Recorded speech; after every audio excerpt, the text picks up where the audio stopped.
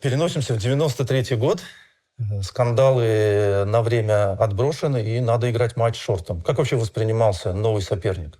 Облегчение было какое-то, слава богу, господи, хоть. Не, облегчение было, когда шорт выиграл у Карпова. Это уже осталось в прошлом. А сам матч шортом, какие-то такие мутные воспоминания у меня. Хотя много мы работали, готовились, но никаких кардинальных изменений не было. Хотя вот первый раз эта подготовка проходила в Хорватии. С лета 93-го года я каждый год уже проводил в Хорватии, тогда на Красном острове. Монастырское здание, переделанное под отель. Но это только начало было вот перемен, когда еще там остатки бывшей Югославии чувствовались. Вот. Но в целом все равно все уже менялось. Подготовка вроде была она достаточно основательной. Но все равно ощущение какое-то было странное, потому что вот этот уже разлад, уже там параллельный матч, то есть и при этом, уже надо думать не только о шахматах, а о том, что будет потом. Я уверен, что матч я выиграю, а что будет потом, а как это делать, а как делать цикл, вообще куда денется Таймс, вот это вся. Это же все было, я уже начал понимать, скажем так, слишком спонтанно. Потом это появится Intel, но в тот момент все будущее выглядело достаточно туманным. Шахматы давали какую-то отдушину. Тогда принял решение, что постараться избежать линий прямых, где шорту будет комфортабельно. Это в первую очередь, конечно, касалось гамбита Маршалла. Шорт регулярно играл. Честно говоря, мне даже не хотелось влезать в эти дебри. Но хотелось играть Е4. Как шотландскую я тоже думаю, я сыграю, но все-таки хотелось в испанку поиграть. И я помню, в подготовке я обратился к Ефиму Петровичу Геллеру. Когда мы обсуждали позицию, я спросил Геллера, в принципе, что, в общем, какие-то у него идеи, потому что он сам же очень много играл за оба цвета позицию, и Маршалл играл сам. Геллер что-то посмотрел, сказал, что очень сложно. Говорит, в принципе, лучше, А4. Избежать Маршалла, А4. И потом слон Б7, Д3, Д6 это была позиция. Кстати, мы смотрели еще с Тимощенко перед матчем с Карповым, то есть поэтому, когда все ходили конь С3 тогда, здесь конь С3, конь А5, слон А2, Б4, конь Е2, С5 и так далее, в принципе. Вот. Геллер после раздумий пришел ко мне тогда и сказал, что, знаете, говорит, конь это неправильный ход. Ходить надо конь Д2. Вот, в принципе, с этим материалом пошел играть, да? Я пошел играть. Что коня надо вести через Д2, оставить возможность для хода С3 здесь, Вот это была моя базовая подготовка в оружие.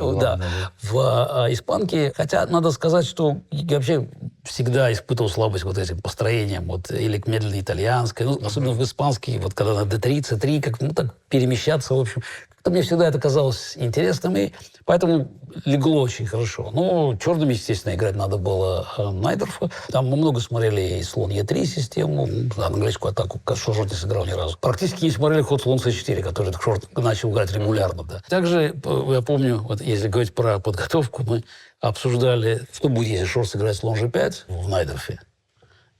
Вот здесь слон G5.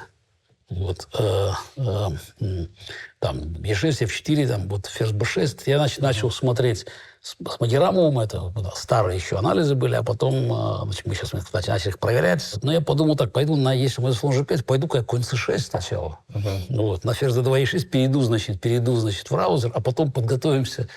Так в итоге получилось. Во второй партии был это, в четвертой был гибкий такой, да, был? Ферзь Б6. Да, подход был. Кстати, той гибкости, которой потом мне будет не хватать. То есть не очень глубокая подготовка была, но всегда были какие-то идеи здесь, там. То есть, естественно, в D4 в защите Немцовича мы там смотрели что-то, хотя, надо сказать, что шорт там был хорошо очень подготовлен. То есть у него было много готового и в испанке, что для него, конечно, сюрпризом оказалась медленная система. Немцович у него была подготовленная система целая, которая по ходу дела начала опровергать. Здесь, он подготовил, в принципе, очень много со слон С4, в принципе. То есть к матчу шорт был готов хорошо. Не сложилось у него. То есть в первой партии, когда я сыграл систему с А4, он пошел Б4, так довольно быстро. Я его переиграл полностью. В какой-то момент нужна была точность в завершении. Я промедлил, и в итоге получилась ситуация, в которой мне уже надо было спасаться. Шорт, забыл он про часы, но время он просрочил. Причем в позиции, которая уже у него была лучше. Ну, сложно играть первую партию матча на первенстве мира. Да, он просрочил, да. Кстати, очень интересно было, как, значит, комментаторы объясняли английской публике, что случилось. Играли в Лондоне, когда вот там, в гостинице «Совой». Матч, кстати, транслировался, да? Это был первый матч, который Да, транслировался. матч транслировался. Надо сказать, что нет, с освещением матча все было хорошо. Все было на высоком уровне, действительно, там, как матч на первенство мира подавалось, все. Ну, газета «Таймс» все-таки. Кин там все-таки, что про него не говори, был хороший организатор. То есть все сделано было...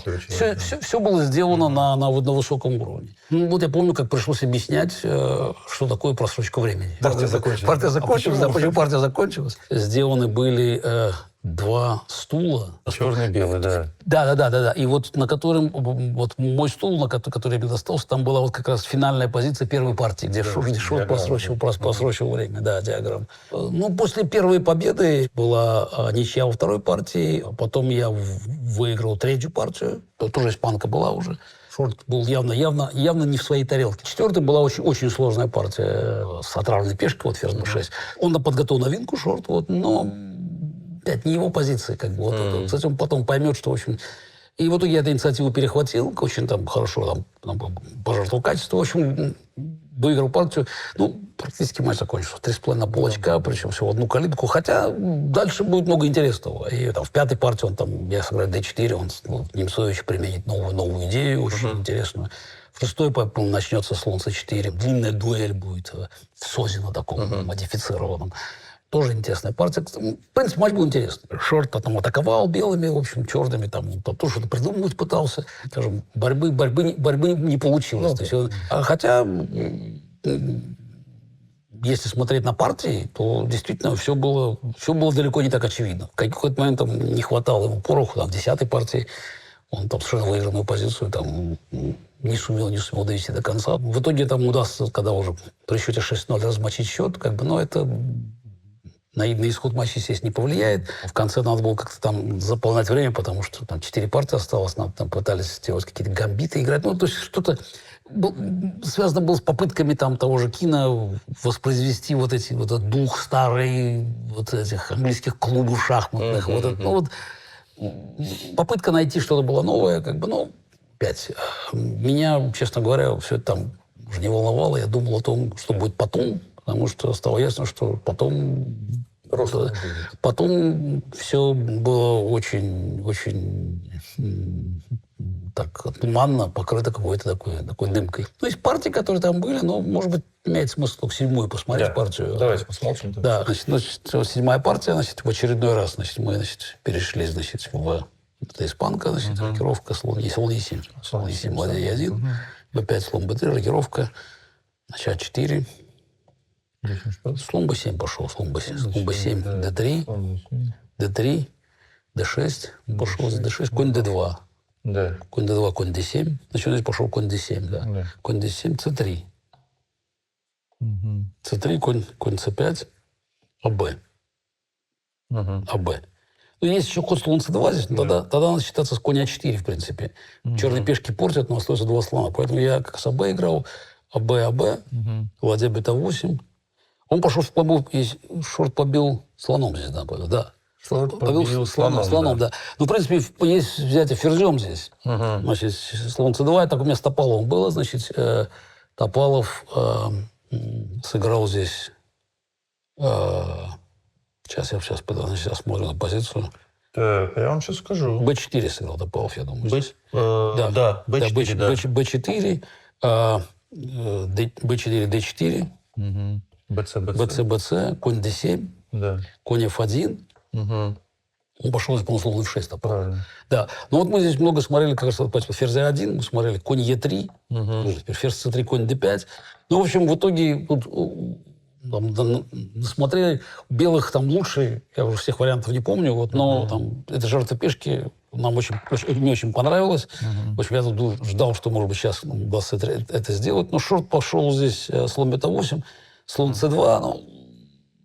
Ход более пассивный, на самом деле. Все-таки лучше ферзя было, конечно, активизировать.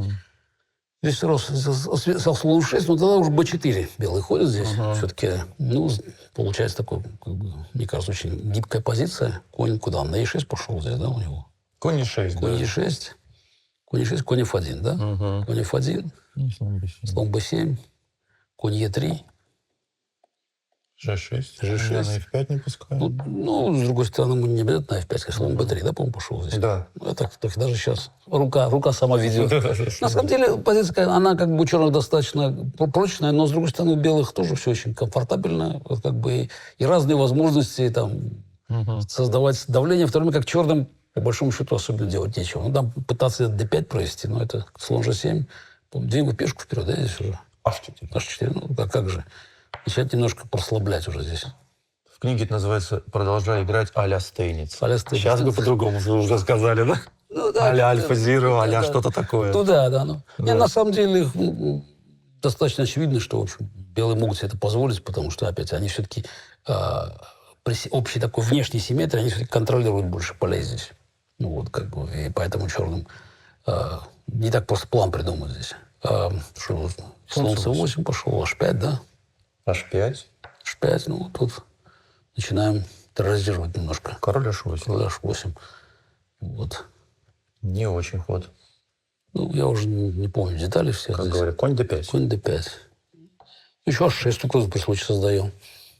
Так, на всякий случай. G5. Ну да, ну решил как бы кардинально решить вопрос. А здесь не GH надо было брать случайно? Да. GH, да. GH? Нет, GH плохо. GH плохо. Просто... G3, да. G3, конь H4, король G2, ладья H1, такой план, да. Ну, да, какие-то планы были, да. На самом деле, опять, белый контролирует все-таки доску, то есть поэтому черным не так просто что-то придумать. Ну, видимо, поэтому что-то G5 сыграл. Как бы надоело уже здесь все-таки следить за какими-то разными движениями. Я не знаю, сколько H6 является угрозой, но проблема, что черным надо что-то делать. Скажем, на коне E7 H6 уже выигрывает, поэтому следующий ход надо сделать какой-то. Вот. А белые могут действительно G3, король G2 просто сходить, ладью сюда перевести. Поэтому... Ну, может быть, и не так плохо, да. Конь E3. Ну, естественно, мы обратно пошли. Вот, конь F4, да? Да, конь F4. G3. G3. Конь H5, да? Конь H5 и конь F5, да. F5 теперь. О, конь, козырный какой конь. Ну, да, ну теперь немножко черные...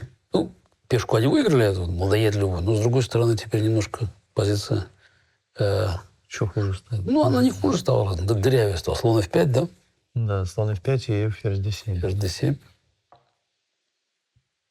И здесь я что-то вот такое ощущение, что не лучшим образом работает, да? Вот я вот сейчас... Слон G5. Слон G5 я пошел, да, здесь? Да? Почему? Отличный ход. Ну, слон G5 еще нормально, да. Слон G5. И здесь брать пешку нельзя. Потому что слон D5 просто ходит. Просто, да, слон D5. Вот все так получается. Слон D5. Потом слон E7, конь H4. Тут вообще откуда конь хоть вообще тут такие-то горе начинается. Конь ушел, слон туда, конь туда. Это все висит вообще, все падает. Вот. Значит, он пошел конь H6. H6 пошел. H6. Конь H4. Конь H4. Нет, правильный ход, конь H4. Конь H4 не очень. Да, вот ощущение, что я начал здесь не то, что делать. Надо было слоном уходить просто куда-то, да? У нас был король G2 и ладья Или король G2, вот, да, вот. Все. Еще слон H6 был ход. Слон H6 это уже компьютерная игра слишком, да. Но король G2 вполне найти можно было ход. Да. Король G2, я думаю, что здесь все, конечно, да. Тогда бы партия приобрела бы цельность. Да. Вот король G2, партия приобрела бы цельность. Вот. Ну, цельности не хватало тогда, я еще раз играл все-таки матч немножко так, в каком-то тоже тумане. Конь H4, да, конь F6. Слон H6, слон H6. Надо было слон H6 брать, но это, к сожалению, уже ферзь H5. Конечно, выглядит красиво, но король G7, да? Король H7. Король H7. Ну, конь F3, да? Нет, теперь конь G2. Конь G2 пошел. Да, ну пытаюсь коня теперь перевести. Конь E7, да, он пошел? Да, конь E7, конь E3. Конь E3. Конь G8, да? Конь G8, да. Ну, переключился. На защиту. Да, все, перешел конь на G8. На самом деле, может, еще какая-то, как-то черные могут держаться. Если я помню, D4 пошел. D4, да. Ну, это, помню, лучше ход. Цветной. Да, ну, это было как нормально. Это как-то подскрыть. Да, подскрыть игру тут. Взял. Вот, взял ЕДЦ, да? Да, и слон D4. Слон D4. Не выглядит. Конь G4, да? Да. Так. Ну, и здесь Шорт это ошибся очень, я помню. В какой-то момент, допустим, решающий Король ошибку. G7. Король G7. Конь H6. Король G7, конь H6, да. Да. Неожиданно. Да, вот это. Ну, не знаю, здесь какие-то как защищаться нам можно было, наверное, но... Слон G5 надо было играть. Слон Е5. Ой, вместо слон D4. Ну, после слон D4 нет уже. Все. Слон D4, конь G4, да. Слон G5. А, ну здесь слон G5 сразу надо было пойти, да? Здесь? Да. Неясная позиция Укрепиться была, немножко. Да. Ну да, понятно. Просто. Да. Может, конь F6, кстати, я сейчас смотрю так. Ну да. Это что, не очевидная позиция. Вообще не очевидно. Да. Ну, поэтому вот был... А, слон D4, конь G4 уже, да, все. Потому что король G7, ну, красиво, конь H6 еще есть. Удар нанесли здесь. И выясняется, что после взятия ферзь G5 шах, F6, еще слон C2 подключается. Угу. Да. Пошел, по-моему, Слон F6 пошел. Ну, это чем-то побил на F7. Слон F7. Слон F7. В молодых, как в молодые годы это называется, да? Да, вот так просто. Это такая интересная такая партия с Карповым. Невозможно себе представить такую партию. Да, скорее всего, Карпов просто... Не позволил бы. Да, так. Ну, на самом деле, эта проблема была шорта. В решающий момент не выдерживал напряжения. Но я играл тоже довольно нечисто все-таки матч. Вот. Но ведь играешь же так, как бы не тратишь же больше сил, чем нужно, чтобы обыграть соперника. Если он обыгрывается и так, наверное, и напряжение другое. Наверное, да. Ну, я сейчас говорю про матч. У меня голова в другом месте была. То есть, на самом деле, я играл достаточно так отвлеченно. Ну, да. Нет, мы серьезно готовились. Там очень много, кстати, смотрели, я помню, с Макарычем мы смотрели французскую. Шорт ее много играл. Да, играл. Значит, третий ход конь C3 мы начали смотреть. Вот слон B4, E5, вот главные ветки там с осложнениями.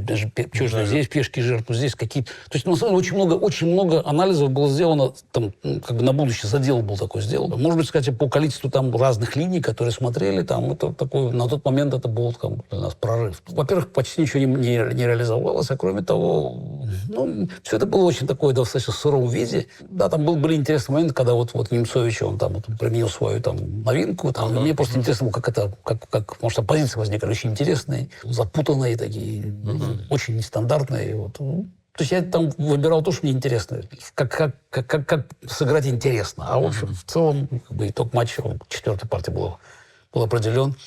Я помню, там был Патрик Вольф, там уже как раз после четвертой партии он был. Гроссмейстер американский Патрик Вольф, после четвертой партии, по-моему, там вышли, поговорили, и он говорит, все понятно здесь. Но, говорит, в общем, ты там смотри, там, в общем, работаем там. Ананд на подходе. Патрик будет с ним работать, с Анандом. То есть легкой жизни не будет. Ну да, новое поколение пришло, да, как мы говорили. Предупредил. Ну, по большому счету, как новое. Я 63-го года, Шор 65-го, Ананд 69-го. Тоже это, да, новое поколение, но... Почему-то это воспринимается как новое поколение. Да, но потому что я начал играть раньше, просто я же все-таки... Я был как бы завершающим в том поколении. Ну да. Потому что 63-й год, это вот там, условно, там, Долматов, Юсупов, ну и так далее. То есть, там, Сайраван, те, кто старше меня. Большая разница. Да, вот, это уже там конец 50-х, начало 60-х годов все-таки, да. А это уже было поколение... Шорт, как бы был он на пересменке. Да. А поколение новое, вот если смотреть уже, это будет, конечно, Иванчук, Гельфанд, Ананд, если смотреть, 68-69 год. Что это уже следующий поколение. Ну, они все одновременно пришли. Ну, интересно все-таки, потому что здесь вот тут тоже вот получается парадокс, да? У меня с Анандом разные поколения, да, значит, как бы скажем, да. Ананд Крамник одну, хотя Ананд 6 лет старше. Такая Крамника, да. А Широв, да, сколько? Широв 71-го года. Широв 72-го, да. 72-го или 72-го года. Вот, значит, в принципе, он тоже... То есть, вроде бы одно поколение, но... Но мы смотрим не по годам, а по времени прихода. По времени прихода, да, ну да, поэтому... Они все пришли одновременно. Иванчук, Гельфанд, Ананд. Да, в 92-м году. Да. Ну, вот так Почему? можно. В 92-м году. Ананд... Иванчук и Гельфанд уже выиграли междональный в 90-м году. Так, на всякий случай. Нет, 90-й год Манила. Нет, уже... В 92-м году Крамник пришел. Крамник пришел в 92-м году, да. Крамник, пришел. Я путаю, Крамник, конечно. А эти уже играли, и причем Широв тоже уже играл тогда. После матча с Шортом какая-то ясность появилась, потому что удалось найти спонсора. Европейский Intel, вот европейское отделение Intel через такого американского лоера. Любил шахматы, и сам Боб Райс и немножко играл. Вот такой он. У него был клуб такой на Уолл-стрите он сделал. И нашли контакт. И был первый, на самом деле, первый коммерческий контракт в шахматах, коммерческое спонсорство Intel 94-95 год. Но это легендарное все-таки событие для шахмат. Оно было, да. Такого уровня компании в шахматах не было ни до, ни после. на регулярной основе, Да. вот на регулярной основе не было, да, на регулярной основе. Было 2 года. Ну, к сожалению, общая обстановка в шахматном мире не поспособствовала. Но это был ваш контакт, да? Вы с ним Абсолютно общались? нет, естественно, да. Удержать контракт оказалось невозможным, потому что любая компания, она же смотрит на, как бы, на отдачу, на пиар. Ну, когда там они постоянно читают о каких-то дрязгах в шахматном мире, о каких-то проблемах, о том, что это все делается там не из добрых побуждений. То есть, на самом деле, кому это надо? Особенно в Германии там. Отдельные индивидуумы, они получали большое удовольствие от тотальных атак на нас. И 2 года эти, они действительно остались в истории. А при этом самое забавное было, что те люди, которые страшно, были недовольны всеми этими попытками создать такой независимый профессиональный шахматный пул, они потом же меня еще будут обвинять, что, спецконтракт с Intel, к окончанию которого, к разрыву с которого они приложились там немало усилий, это будет моя вина, потому что я буду играть с IBM. Хотя совершенно четко зафиксировано было. Это были не связанные события? В шахматном мире есть такой пиар. Они были связаны только в обратном порядке. На самом деле... Intel ушел? Я уже знал, что... Intel ушел не из-за того, что вы начали играть матч с IBM? Естественно, нет. Контракт с Intel завершился в 1995 году, и уже осенью мне стало очевидно, то есть что разговоры с ними, что они контракт продлевать не будут. Начало переговоров с IBM проходило на фоне того, что Intel должен был принять решение, и я согласился играть матч с IBM, когда стало очевидно, что история завершилась. То есть никакого контракта с Intel больше не будет. Более того, я даже пытался тогда найти какие-то возможности проводить все равно Гран-при. Значит, 2 турнира было. Один в Москве был, кстати, проведен был, Кремлевские звезды. А второй в Женеве, Credit Suisse. Тоже, через мои контакты все сделали. Но на этом все кончилось, потому что сделать весь цикл не удалось. То есть я даже пытался там с IBM договориться на ходу уже после первого матча. Но они особого интереса и не продемонстрировали. Хотя, может быть, тут уже, наверное, можно было, мне кажется, их заставить. Я сейчас не проявил достаточного рвения, заставить их все-таки профинансировать хотя бы 1 год, потому что они очень хотели играть матч-реванш. Тут я могу себе предъявить некоторые претензии. То есть тогда... Мне казалось, что на самом деле это автоматически случится, но я просто не понимал, как в корпорациях надо было жестко привязывать одно к другому, потому что они как только они поняли, что матч-реванш состоится, то другое подразделение, которое отвечало бы за это, потому что разные подразделения, они просто эту тему заиграли. А я думаю, что в тот момент, как раз после большого успеха первого матча 96 года, можно было попробовать, конечно, дожать. Но это будет потом уже. А в 94-м начинается новая история шахмата. Такое двоевластие, потому что Карпов тоже стал чемпионом. Причем именно, Карпов, что и создало дополнительную интригу. При этом еще такой разрыв внутри России происходит. Тоже раскол. То есть, на самом деле... Федерация. Да, федерации, да. То есть, эта ситуация, она, конечно, с одной стороны, создает интригу, а с другой стороны, надо же как-то двигаться вперед. Уже как раз, интересно, есть обоюдное понимание того, что надо что-то делать. Боманов тоже понимал, что он там сделал где-то в Индии, Сангинагар цикл.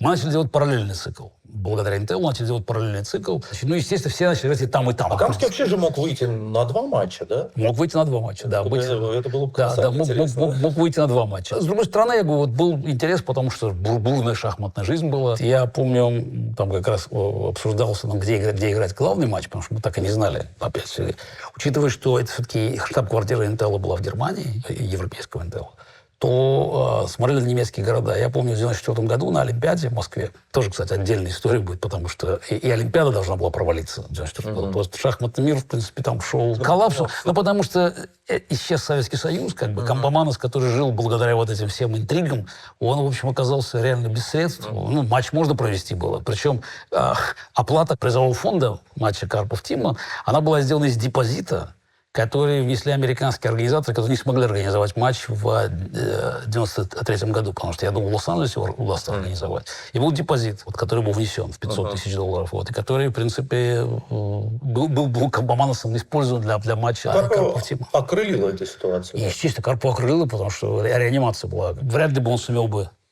снова пройти весь цикл, но он снова оказался наверху. И Ленардо с 1994 года, триумфальный турнир, Хотя, конечно, нельзя критиковать человека, который взял первое место с таким отрывом, но, конечно, уровень везения был какой-то фантасмагория. Просто складывалось вот все. Вот просто как открываешь прыгу, в туз лежит. Понимаешь, кажется, все время это просто... На меня это сам действовало, потому что я имел после 6 туров 5 очков. Причем я прилично играл. У Карпова 6 очков просто. При этом там какие-то партии были, я помню, там партия с Иванчуком или Селескосом. Человека там к 15-му ходу там плохие позиции черными. Просто все складывалось, просто все ложилось.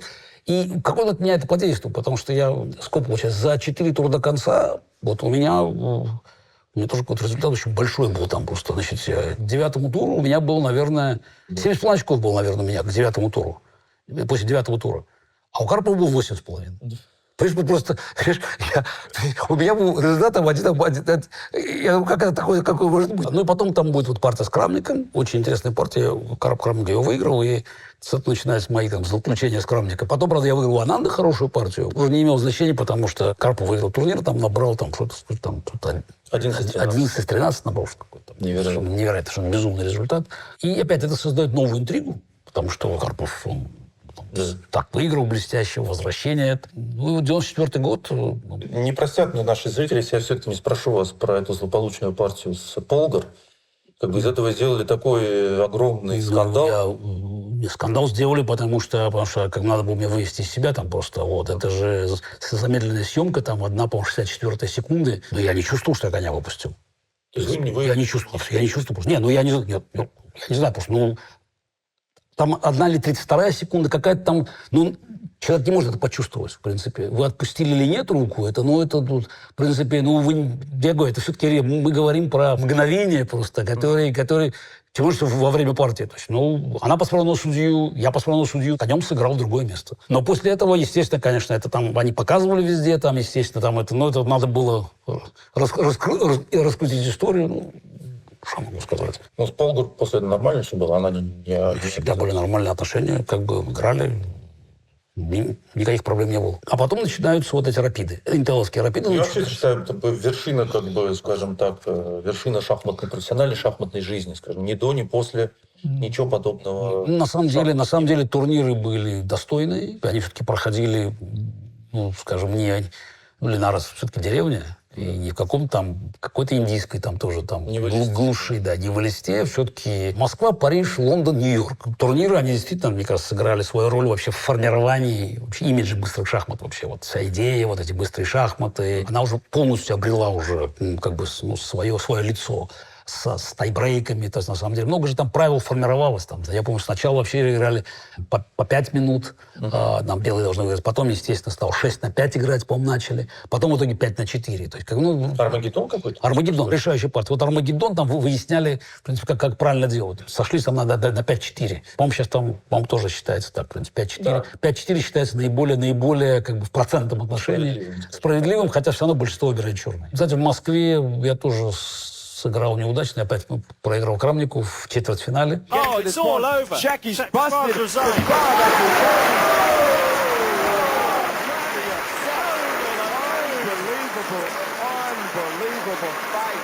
В Нью-Йорке я добрался до финала, опять проиграл Крамнику в финале.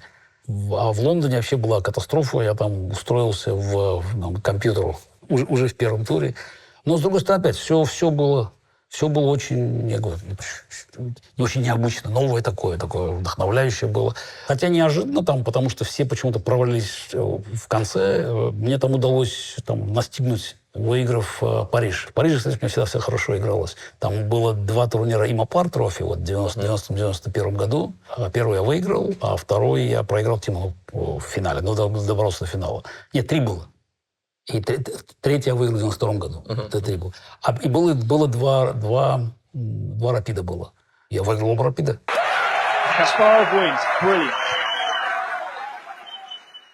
Я выиграл у Крамника там Армагеддон в полуфинале. И потом легко выиграл в финале Николича. Потому что шахматы до этого и после были очень статичными такими.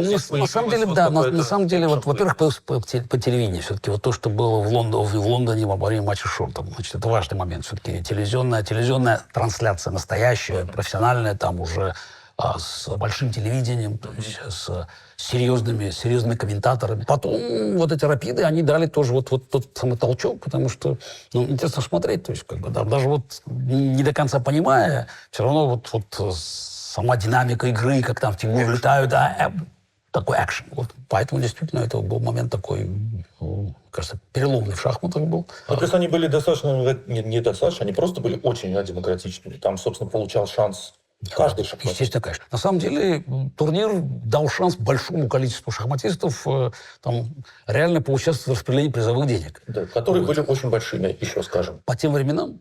По по тем просто они были огромные. 30, 20 и по 15 за проигрыш в полуфинале. И это был очень классный проект, который как бы вообще дал какую-то надежду на то, что шахматы могут быть интересными, их можно показывать. Надо сказать, пиком этого было все-таки проведение матча на первенство мира на 107-м этаже World Trade Center, да, несуществующего ныне World Trade Center, да. Чтобы добавить еще вот такой исторической параллели, первая партия игралась 11 сентября, конечно.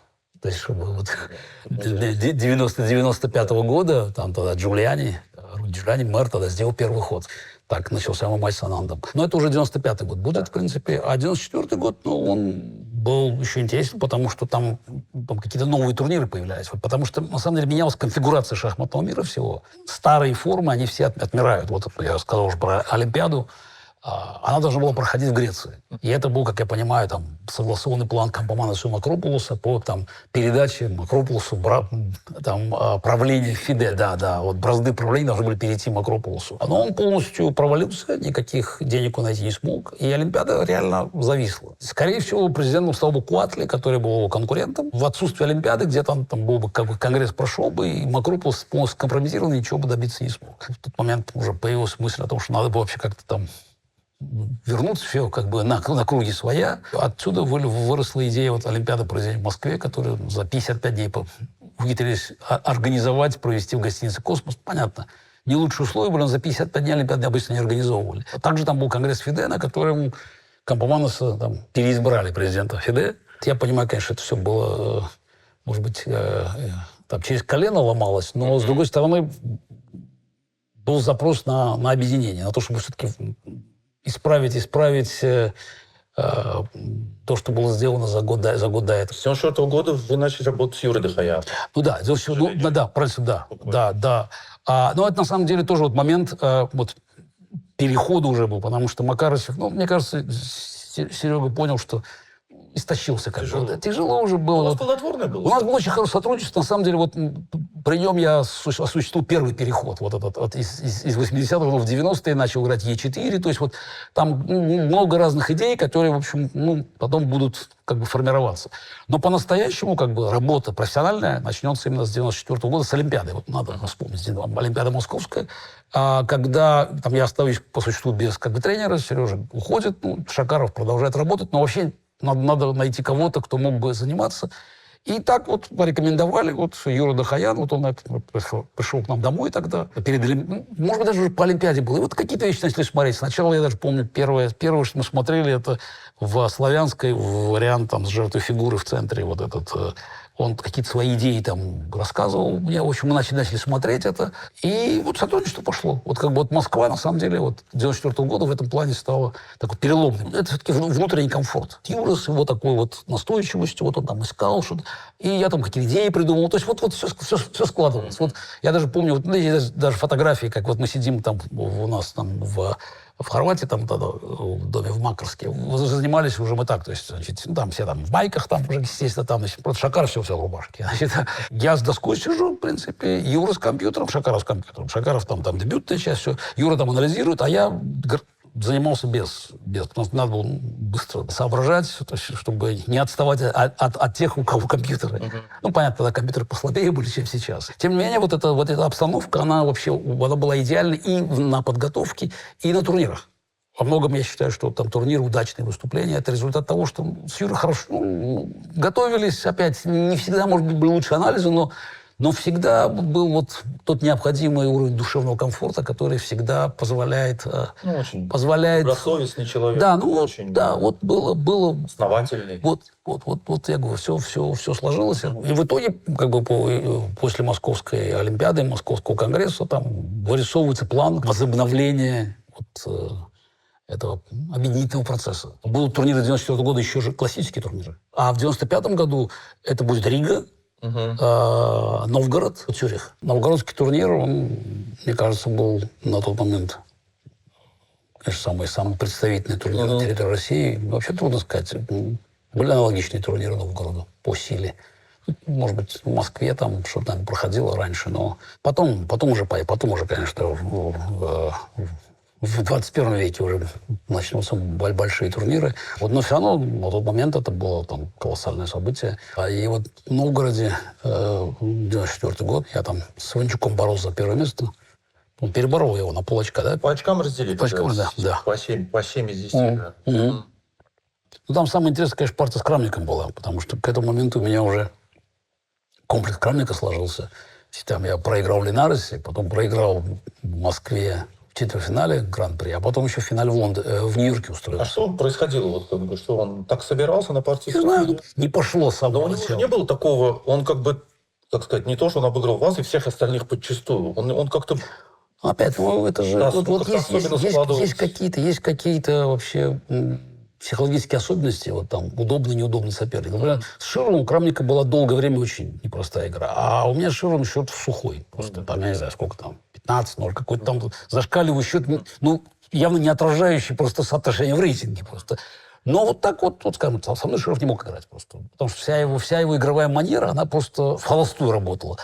А у меня почему-то с Крамником получались... Вот складывались вот так события, вот так партии, что причем, видимо, одна проблема шла за другой. Поэтому, кстати, Новгород был важным в этом плане, потому что все-таки 3 неудачи уже. И мне очень хотелось, конечно, отыграться. И кроме того, как бы уже к этому моменту я какую-то новую идею подготовил. Ну, точнее, даже не идею, просто уже подготовил план вот в челябинском варианте. Ну, по-моему, там... Да. Потом он перейдет на Раузер у нас будет. Там тоже дуэли будут.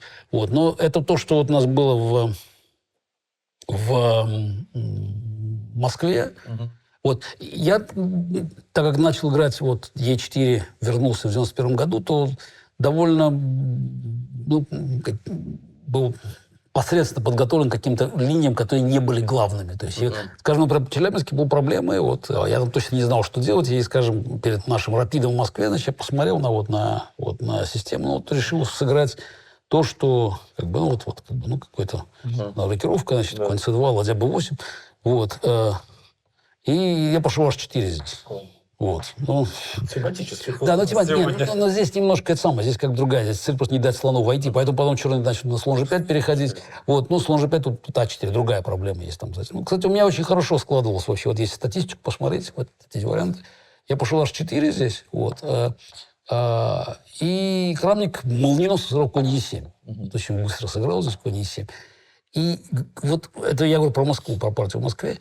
Я сделал безобразный ход конь Е3, после чего там черные легко там просто меняются, но дальше у них нет проблем, белый там должен, по-моему, просто грамотно играть, чтобы там хуже не получить в какой-то момент. Вот.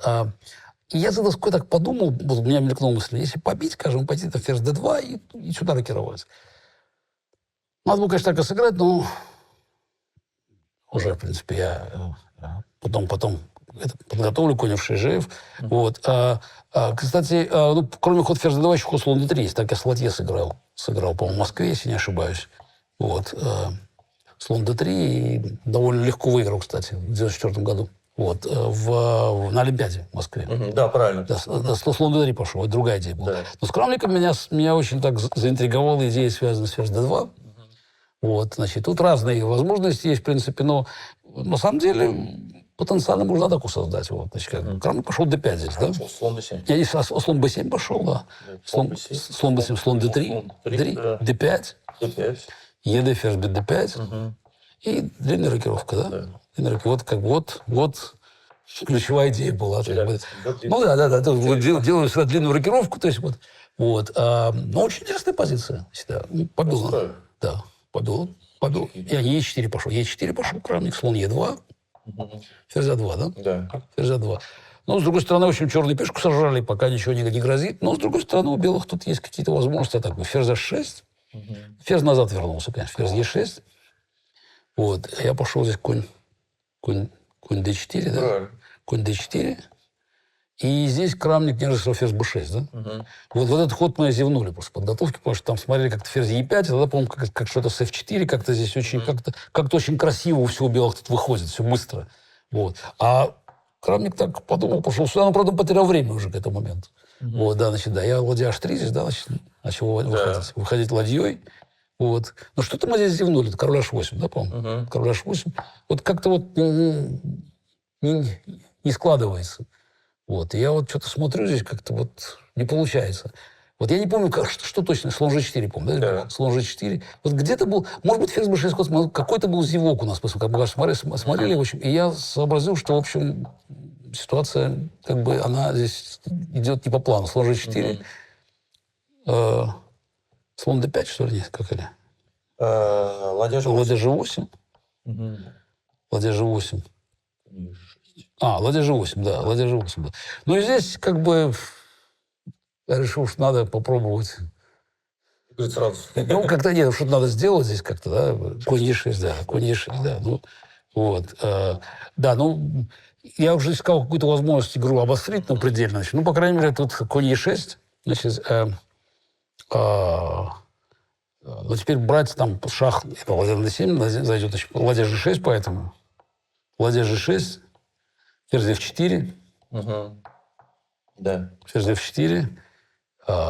Он пошел ладья E8, крамник здесь. Да, он пошел ладья E8. Вот здесь он пошел ладья E8 здесь, да. Значит, вот, и здесь, конечно, здесь будет вот это как раз комбинация, которую я увидел это самое, и был просто весь напрягся, потому что можно не просто отыграться было с крамником. Да, слон D5 опровергало замысел у белых вообще. Начинались большие проблемы у белых. Вот, после слон D5. Вот. Но он пошел ладья E8, и на ладья D6 подготовил как раз вот ход конь D5. Ему казалось, что здесь...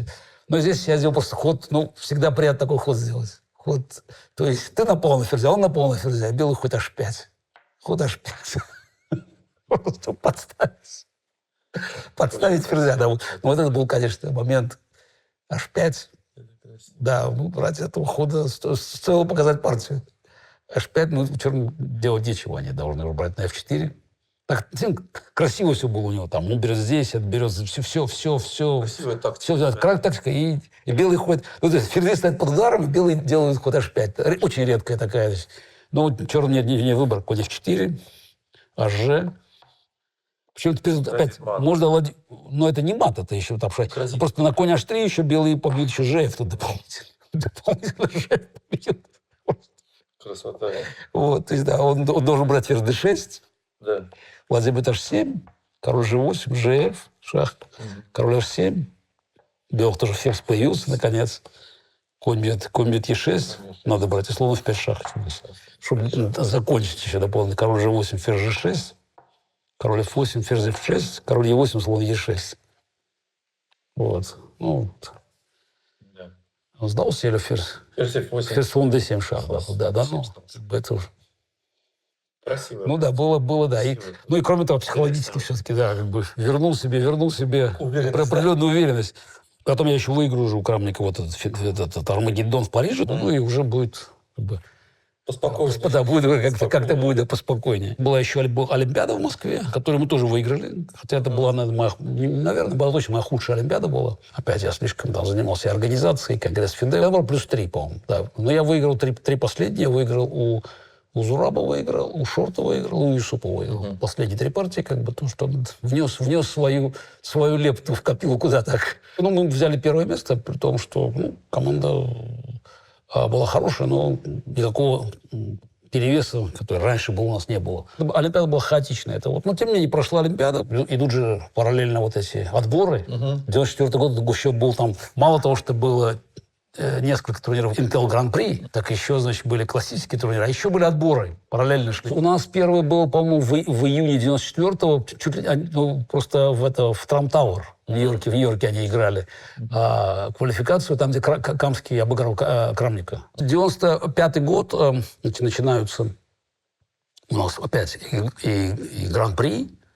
Значит, в Москве я там, помню, значит, добрался до полуфинала, проиграл Ананду в полуфинале. Причем в Москве мне так было. Сначала я проиграл в четвертьфинале Крамнику, потом проиграл в полуфинале Ананду, а в 96-м году в последних колесах проиграл в финале Крамнику. Добирался, то есть сказал, не хватило еще одного турнира, чтобы выиграть.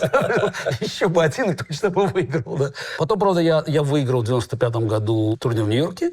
В Нью-Йорке я выиграл у Крамника в Армагеддоне. Да, сделав ничью черными. Да, так, смирил гордыню, выбрал черный цвет. После комедии ошибок, пеший менеджер, Крамник там не выиграл, у меня оппозицию не взял, я помню. Вот, значит, пробился в финал, и в финале я Венчика выиграл. Вот, очень да, легко выиграл. Кстати, хороший матч 2-0. И потом в 95 году снова выиграю Париж. В финале у Крамника уже парижский турнир. Но главное, конечно, матч на первенстве мира. Потому что там, как бы, с одной стороны идет вот эта ветка, там, Фиде, там, ну, там, меня меньше интересовало. Кстати, у Фиде не было понимания, где проводить матч. А у нас там финал был Ананд Камский. Ананд, кстати, очень хороший выиграл матч. Очень интересный матч был, содержательный. Я понял, что это будет... Это не шорт. Это будет серьезный соперник. Но если про партии 95-го года говорить, то там, наверное, как две партии именно с Анандом можно. Но одна, это, наверное, все-таки в Риге. Мемориал Таля был, да, вот мы провели там. Я сильно удивился. А это вот мы с Макарычем начали смотреть. Вообще, я после того, как начал играть шотландскую в 90-м году, значит, я начал смотреть на разные древние дебюты. И интересно, что в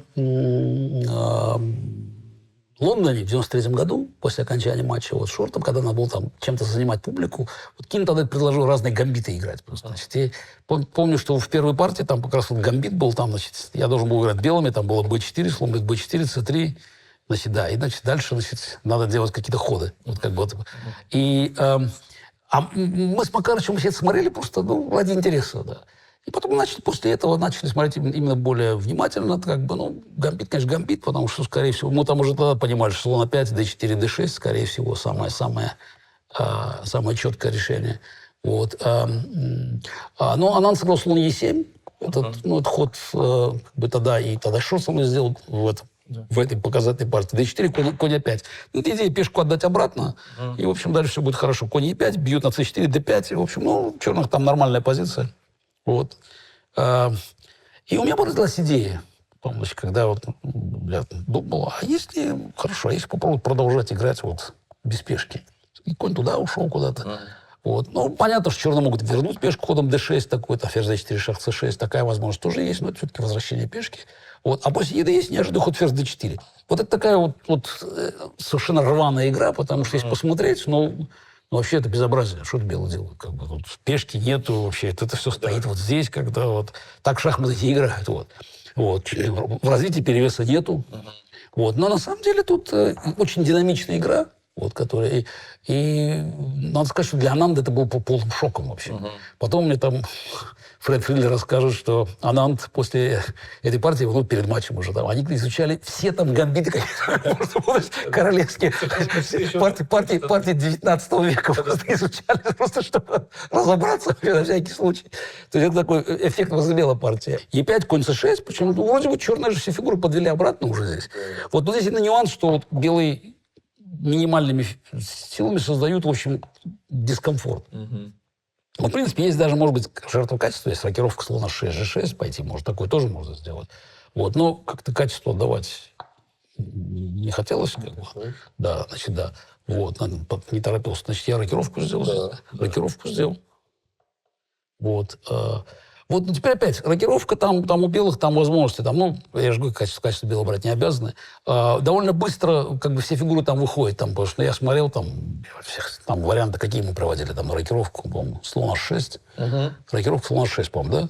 Слон h6, ладья e8, слон c4, потом конь c3, там, вот как-то там, в общем, у белых динамичная игра такая-то, на самом деле тут, вот, поэтому я говорю, что, как бы, отдачу качества, там, я все равно бы не брал бы эту ладью на f8. Не, ну, ты решил пока как бы не торопиться с этим. Ну, сейчас вот разовьюсь, d5, слон e6. Ну, проблема в том, что он не успевает все сделать. Конь b6. Хотя, кажется, опять все хорошо. c4, да? c4. Вот, d6, да? d6. Ну, опять, ну что, черных пешка лишняя. Как бы все крепко здесь. Значит, и здесь я пошел... Да. Я пошел ладья d1 или конь c3? Ладья d1. Ладья d1. По-моему, конь c3 можно было пойти здесь, по-моему. Можно было. Да, конь c3, мне кажется, надо было здесь вообще. Слона. Или слон, да. Ладья d1, и она пошел конь d7 здесь. Да. Вот. Вот. И вот здесь страшно доволен был. Угу. Вот, что, ну как, все это уже как бы теперь понятно. Укрепился. Укрепились, да, укрепились. Вот, но тут, значит, я пошел конь c3, слон h6. Слон h6. Слон h6, все. А вот теперь начинаю слон h6. Угу. И тут Ладан понял, что рокировать, может быть, не удастся. Как бы сразу, значит, он побил конем здесь на e5. c5. Ну, конь c5 побил. Я побил конем. Да. Он конь e5. И я пошел здесь конь c3, да? Конь c3. Конь c3. Ну, c5 сильнее сразу было ходить, наверное, было. Вот. На самом деле, как бы, меня это вполне устраивало, потому что здесь все равно, я чувствую, динамика большая. Он пошел f6 тут. Ну, это, по-моему, лучший ход, да, кажется? Ну, на самом деле, тут же нюанс в том, что как бы он слон f6 надо было ходить, да, здесь? Да. Слон f6 надо было ходить. Или слон h4. Или слон h4. Ну, в общем, здесь можно было... Но он опять как-то считает, ну, так не должно быть. Две лишние пешки, позиция крепкая. f6, сейчас конь f7 пойду, и ну, все, да, ну, две пешки, ну, ничего же белый не успеет сделать. Сам не успевает, c5. Угу. Конь f7, cd. Или на слон d6, слон b5 шах неприятно, да, если не ошибаюсь. Угу. Слон b5, c6, слон f4. Там да, возникают большие проблемы. Вот, поставить шах, c6, слон f4. И черных серьезные проблемы. Ну, видимо, неразрешимые. Вот, значит, он пошел cd здесь, и здесь очень сильный ход ферзь e3. То есть слона-то, конечно, он забирает, но рокировку сделать не может. Просто рокировку сделать невозможно здесь. Вот, он забрал слона здесь, конь h6, Да. ферзь h6, слон e6. И... Слон f8. Я вот А смотрю, что тоже, я не понимаю, что это настолько плохо, да? Куда здесь? Как... Король на e8 стоит, да, все хорошо. Конечно. Ну, кроме того, много открытых линий, диагонали у белых. Тут просто, Всё, значит, вот рано или поздно, конечно, слон f8, ферзь e3 шах, Что? король f7. Вот, конь d5, да? Конь d5. Конь d5. Ну, опять, черных две лишние пешки, но готовится ладья c, ладья c7. Потому что на самом деле пешки никого особо не волнуют здесь. Слон e6. Конь f4, да, вот конь f4. Конь f4 напал, ферзь e7. Да. Здесь по сходу ладья e1. Тут, Засада. тут не выдержал. Она не выдержала здесь просто. Нет хода. Просто... В книге написано так. Помню, Анан с печальной улыбкой молвил. Судьба нашего матча будет зависеть от того, как часто Каспаров станет применять гамбит Эванса. Нет, здесь просто вот слон h6, например, если связать, то пусть там слон c4, тогда уже ферзь защищен. Но тоже миниатюра все-таки. Вот. При том, что, опять, это же не 19 век, там все жертвовать, там, а именно вот такая большая динамика, и опять такое новое слово.